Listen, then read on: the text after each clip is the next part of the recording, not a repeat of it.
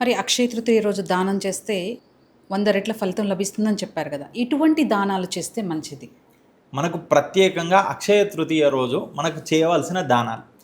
మొట్టమొదట ఉదకుంభ దానం.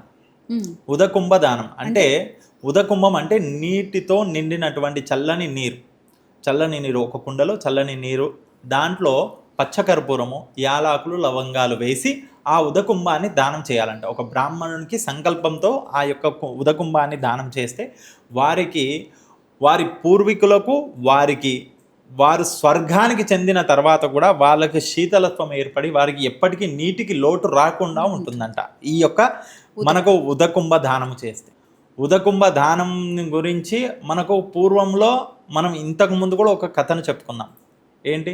కర్ణుడు గురించి చెప్పుకున్నాం. కర్ణుడు తాను మరణించిన తర్వాత స్వర్గానికి చెందిన తర్వాత బంగారాలు ఉన్నాయి, అన్నీ ఉన్నాయి, కానీ తాగడానికి నీళ్లు లేకపోతే తాను భూలోకానికి 15 రోజుల పాటు వచ్చి ఆయన శీతలమైనటువంటి నీళ్లను దానం చేయడానికి తాను దాన ధర్మాలు చేసి తర్వాత తాను స్వర్గానికి వెళ్తే తనకు నీరు లభించిందంట.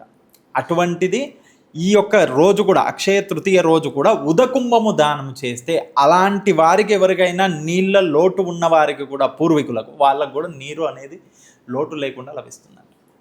అలాగే ఇప్పుడున్న వారికి కూడా, వారికి ఆ ఉదకుంభము దానము చేసిన